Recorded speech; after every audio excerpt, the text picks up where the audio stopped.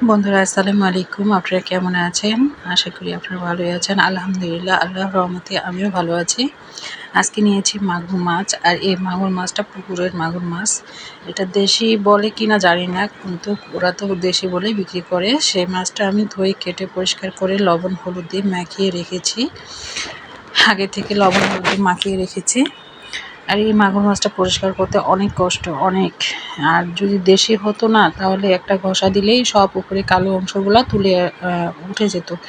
আমি কড়াইতে আগে থেকে তেল গরম করতে দিয়ে দিয়েছি। তেলটা যখন ভালো করে গরম হয়েছে, তখন আমি মাছগুলো ভেজে নেব। আজকে মাটির চুলায় রান্না করে আপনাদের সাথে শেয়ার করছি।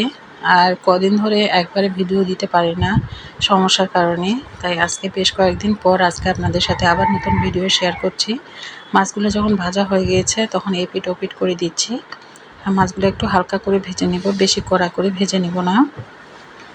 এই মাছটা রোগীদের জন্য অনেক ভালো। যারা রোগী আছে বাসায়, এই মাছটা একটু ঝোল করে খাওয়ালে কিন্তু রক্তের জন্য অনেক উপকার। আমরা আগে থেকে মা চাচিমার কাছে এগুলো শুনে আসছি যে এই মাগুর মাছ রক্তের জন্য অনেক ভালো। শিং মাছ, মাগুর মাছ। মাছটা ভাজা হয়ে গেছে, এখন আমি তুলে নিচ্ছি।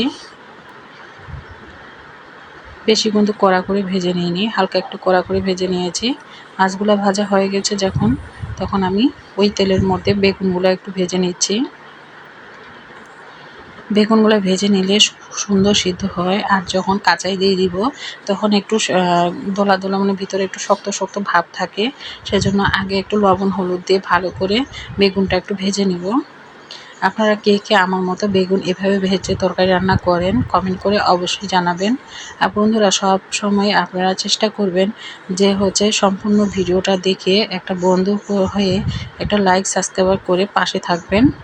সে তেলের মধ্যে আমি আগে থেকে পেঁয়াজ, কাঁচা শুকনা মরিচ, আদা রসুন বেটে রেখেছিলাম। সেগুলো আমি এখন গরম তেলের মধ্যে ছেড়ে দিচ্ছি। আর একটু বাটিটা ধুয়ে পানিটুকু দিয়ে দিলাম। দিয়ে ভালো করে মশলাটাকে একটু কষিয়ে নিচ্ছি। হ্যাঁ, কষানোর পরে সেখানে আমি লবণ আর হলুদ দিয়ে দিব। যেটা পরিমাণ মতো যতটুকু লাগে আপনারা ততটুকুই দিবেন।